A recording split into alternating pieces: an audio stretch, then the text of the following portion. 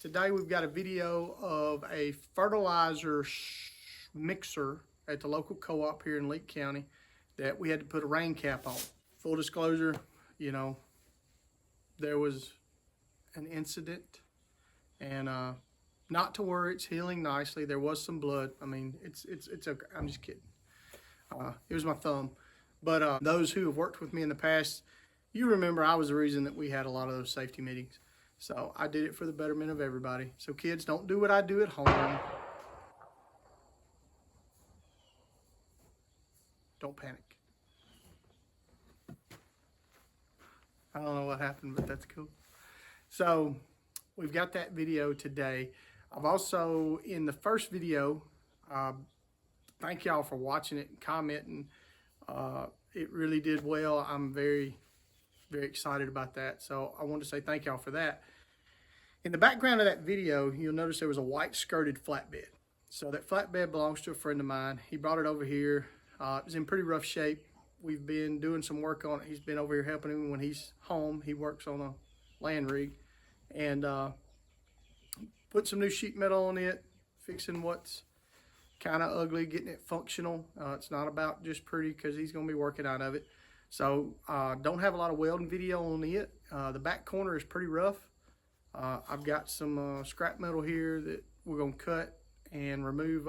We've already removed what was really bad. We'll take this sheet metal, fab it in there, weld it up. Should get some video on that. Also have a pre-fert back blade that came in today. Customer ripped it out the frame pretty good. Full disclosure, I think Pre-fert makes fantastic equipment. Love their equipment, especially on the cattle side. But this piece of equipment is for their poultry side of the company. And it's used to level the house, turn the litter, windrow the litter, and you know, just fatigue, metal failure. So it was a material failure. It was not a weld. I want to be clear about that. I think Pre-fert does a fantastic job. I think as far as manufacturer welders on equipment that I see a lot, Pre-fert does always a good job. So the metal, the weld just ripped out of the parent metal.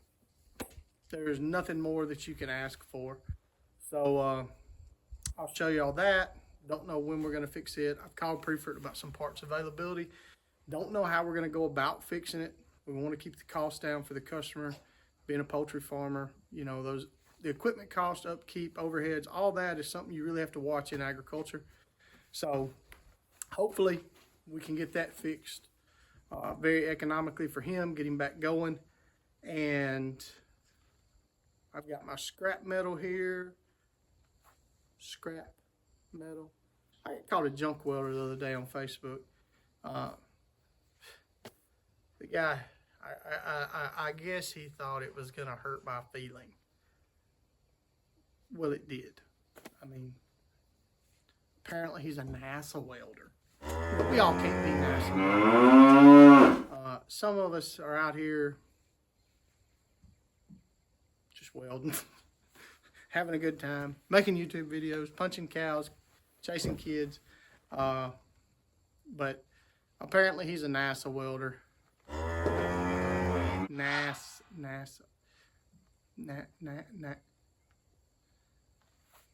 He embodies it like it's spelled NASA, NASA welder. Yeah, something like that. Maybe that's, I could have my organizations mixed up. I think it's NASA, NASA welder. Yeah. So he called me a junk welder. That's fine. So I'm going to take this junk and I'm going to go weld it to some more junk. And we're going to put it on a used pickup truck, and it's going to go out here into rural America and be productive. I'm happy about that.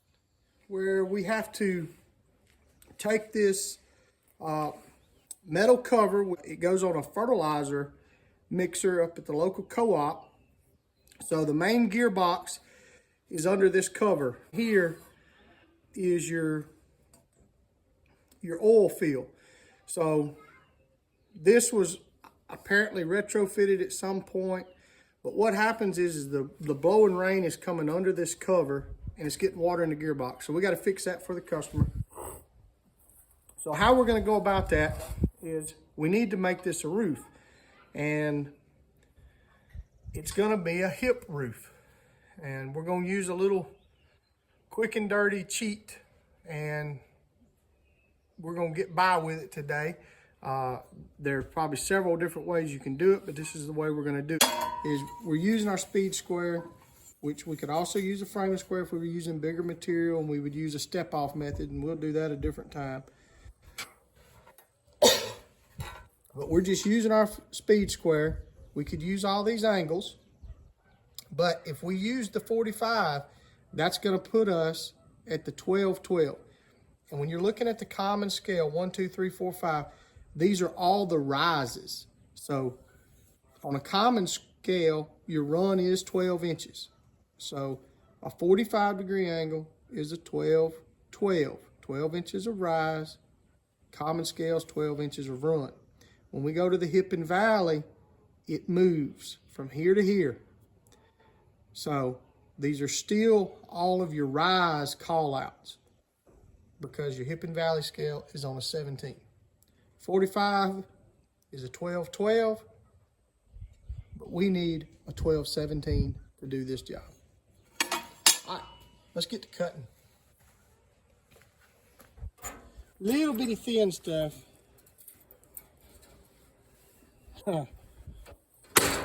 Super thin. It was thicker where it was torch cut. So it's even thinner than the first material, which is going to be good because it's going to let us exercise our thin sheet metal welding abilities. All right, so our first piece is 11 5/8. I need 2 of them. Then I need a 12 1/8. So we got a 90-degree there. So I'm good.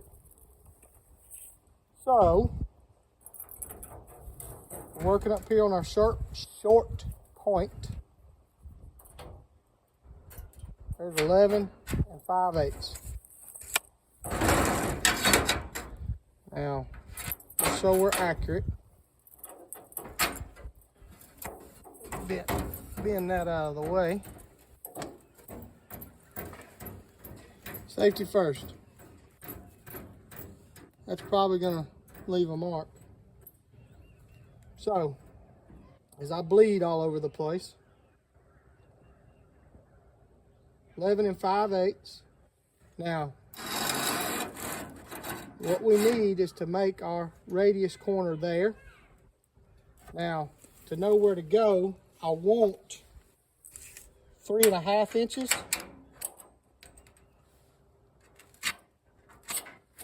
Right there. If you're squeamish, this is going to be tough because it's bleeding.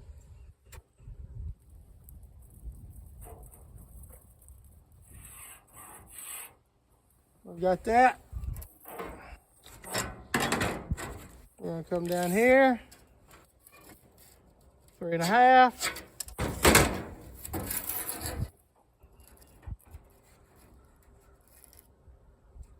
There's somebody talking about their PPE and safety and this blood. Let me reassure y'all, I am way too fat to have anything catch it. So, other than my wounded pride, we're good. So we're going to take our speed square. We have our pivot point here. Here's our hip and valley. We're going to roll that to 12. There we go. Now, you could do this several different ways. What I'm going to do is this cut is the same here to here. So when I go here, I'm just going to go to 11 5/8 and then make me a square mark there. Well, now I've got 2 pieces. All right, but how I do this, because it's really hard, the end of your tape, it does this. I have seen guys that'll hammer these rivets down. This is designed where if you hook it, it's allowing for that thickness, and if you butt it, it allows for the thickness of the hook. So, in order to do that and do it accurately, I'm gonna go 12 5/8, and I'm gonna burn 1 inch. So I'm gonna make my mark at 1 inch. Let's see if that came through on camera. Hopefully it did. So that's how I do that.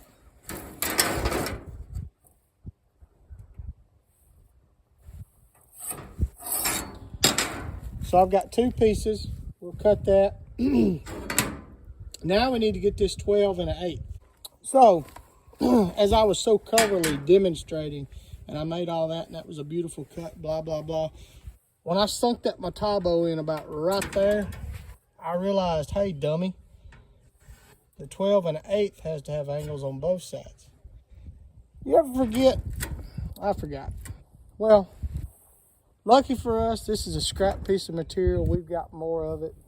I can edit this out later and make myself seem like a genius, but I probably won't. Just out of pure laziness. I don't know. Maybe it's the blood loss. It's about to heal up. We're good. No stitches required.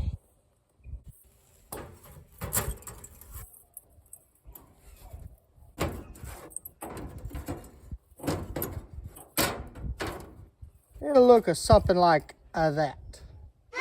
So, did we make some mistakes? Yes. Are we a role model for safety first? No. But are we going to get paid? Yes. Let's glue it together. All right, y'all hear the roar of the raw power of the AC 225 Buzz Box. All right. So, we have thin and thin material. Buzz box to 90 amps. Non-pulsed. No square wave. But this is how you do it. This is a trick. Take it. Bend that rod right there. That's where all the magic happens. The magic bend. All right. Let's give it a little tack.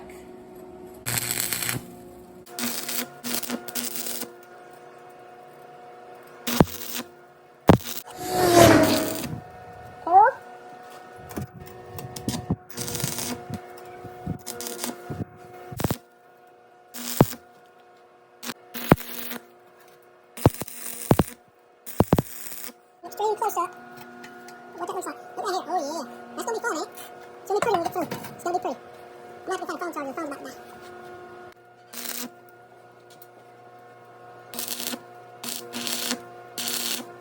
Oh, it is way too thin. Looks like crap. We're gonna cut that machine down and hopefully we'll have enough residual heat that the rod will stick.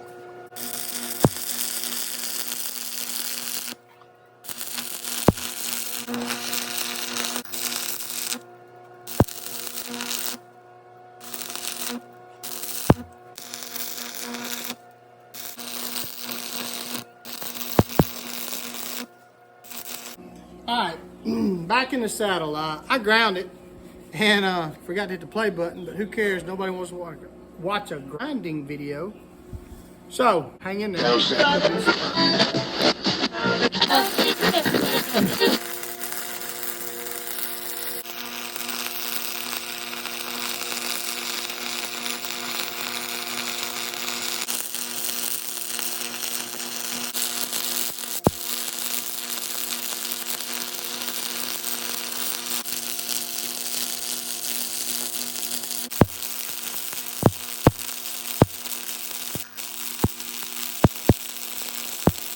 All right, brushed.